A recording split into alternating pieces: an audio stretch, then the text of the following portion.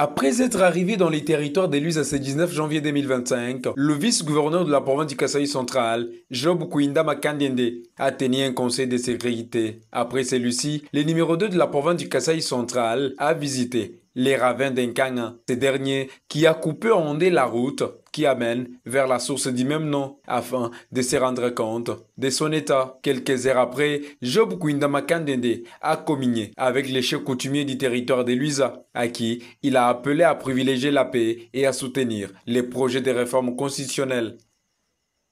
Monsieur le Président, fait tout Kasaï central, il y a un changement de la Constitution, une révision de la Constitution, et le Kasaï central, nous avons été tout d'accord.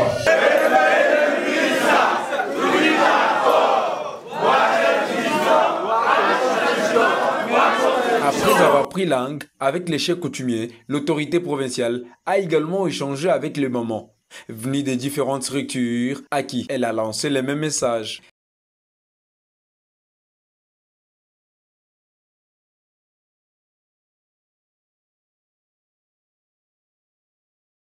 Job Kouinda Makandende a également visité l'hôpital général de Luisa pour chuter à la prison centrale. Son passage dans cette maison carcérale de Luisa a permis la liberté définitive de 7 détenus ayant des faits bénins. À la fin de sa tournée, le vice-gouverneur de la province du Kasaï central, Job Kouinda Makandende, s'est adressé à la presse. De la prison centrale de Luisa, lui et son équipe. Satisfaction aussi de la propreté que j'ai palpé du doigt ici dans la prison centrale de Luisa, même alors qu'il faut noter qu'il y a beaucoup d'urgence, donc il faut que le pouvoir public intervienne dans la construction de certaines infrastructures, notamment les pavillons spécialement réservés aux femmes. Mais aussi, je venais me rendre compte effectivement des conditions dans lesquelles passent les détenus de la prison.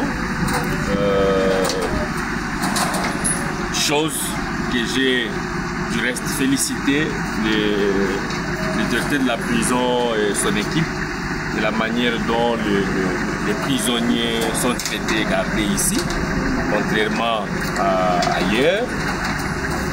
J'ai posé la question aussi de savoir s'il y avait des détenus de la prison éligibles aux dernières mesures de grâce présidentielle issues d'une ordonnance que le chef de l'État venait de prendre.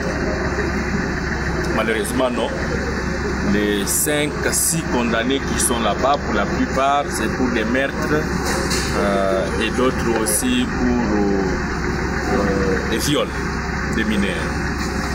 Ce qui fait que personne dans cette prison n'est éligible à la grâce présidentielle. Mais j'ai apprécié avec moi, avec le chef du parquet, le substitut du procureur, qui du reste a très bien collaboré avec moi dans le cadre de certains détenus qui justement n'avaient que des faits bénins.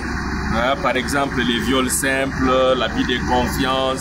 Nous avons décidé ensemble que nous puissions mettre ces détenus à liberté. Et il fallait que j'ai commencé la visite par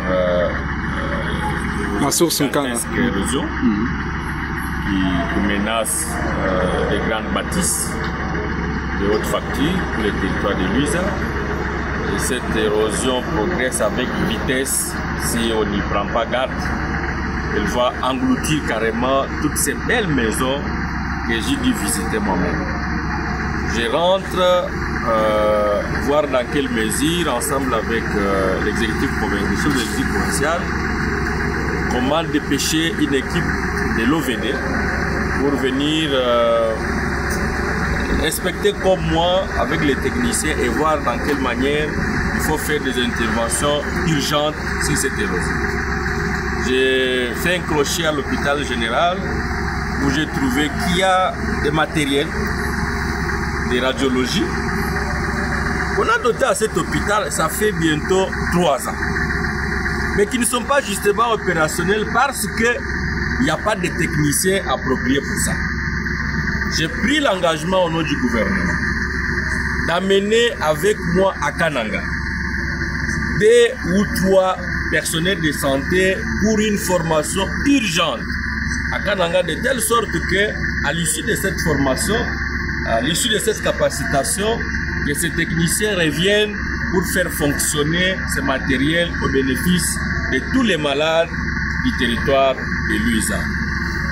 Il en est de même pour les personnels de cet hôpital qui ont fait pour certains 20 ans, 15 ans. Non seulement ils ne sont pas primés, mais ils ne sont même pas sur une commission d'affectation de l'autorité habilitée à les faire. Donc, j'ai dit rassurer les uns et les autres.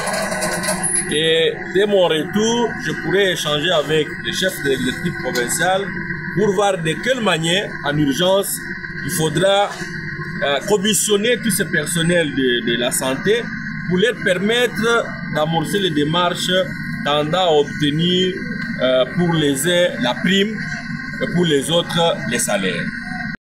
Et je ne vais pas passer inaperçu pour saluer l'initiative du chef de l'État combien louable dans le cadre de la mise en œuvre de certains projets qui nous ont donné dans le territoire de Luiza certaines infrastructures, notamment dans les projets de 145 territoires, il y a des infrastructures qui sont construites. J'ai vu des écoles qui sont complètement finies, je vis les centres de santé qui sont finis. C'est vrai, il y a beaucoup à faire. Ça ne va pas se faire en un jour.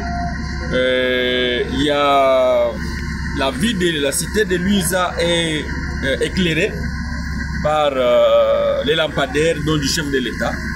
Mais il y a aussi là un souci parce que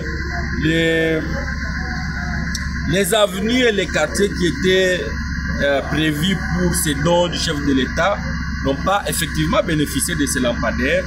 J'ai demandé à l'équipe du territoire de mettre à ma disposition les données fiables, de telle sorte que, en tant qu'exécutif, on se mette là-dessus à savoir qui était chargé de la distribution des lampadaires, combien c'était prévu, combien reste à fournir pour que la population de Luiza bénéficie effectivement de ces dons gigantesques du chef de l'État.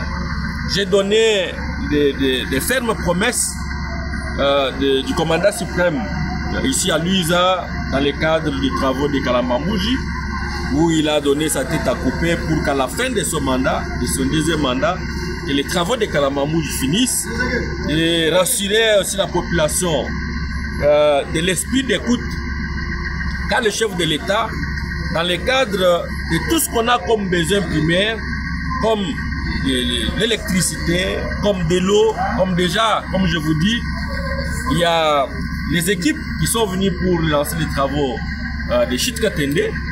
Lors du dernier passage du chef de l'État en décembre dernier, il a promis qu'on doit relancer les travaux de Chitkatende. Et là, nous avons eu des assurances selon lesquelles les fonds sont déjà disponibles pour la relance des travaux de Chitkatende. Raison pour laquelle nous saluons et félicitons l'engagement et la détermination sans relâche du commandant suprême, qui ne s'est pas limité là, finalement, qui a étendu le projet de la construction de l'usine de la régie des eaux. Donc Luiza est parmi les territoires qui vont bénéficier des gigantesques projets qui vont pouvoir donner à la population de l'eau potable. On va construire ici une usine par la régie des eaux. Je pense qu'il y a au mois de juin passé ou juillet, il y a une délégation de la Banque mondiale qui était venue ici à Luiza dans le cadre d'inspection et des études pouvant permettre à la concrétisation de ces projets. Tout ce que nous avons vu ici, je suis trop sûr qu'avec tout ce que le chef de l'État est en train de faire, ne sera plus une plainte demain. Ça sera plutôt une satisfaction totale de la population.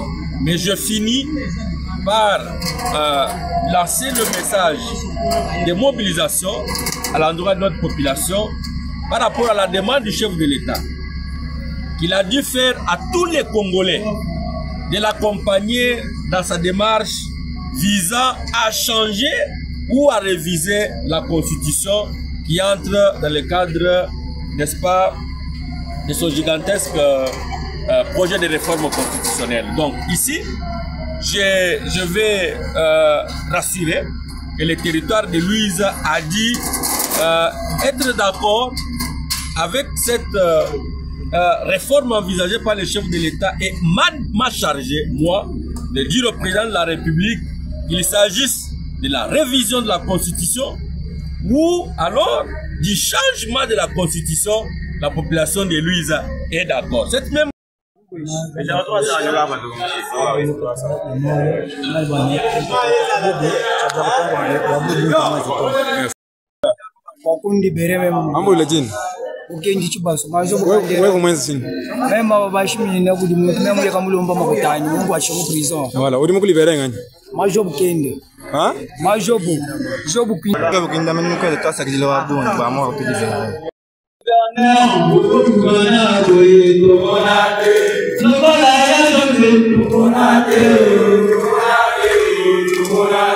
Nalobi lokola ejobe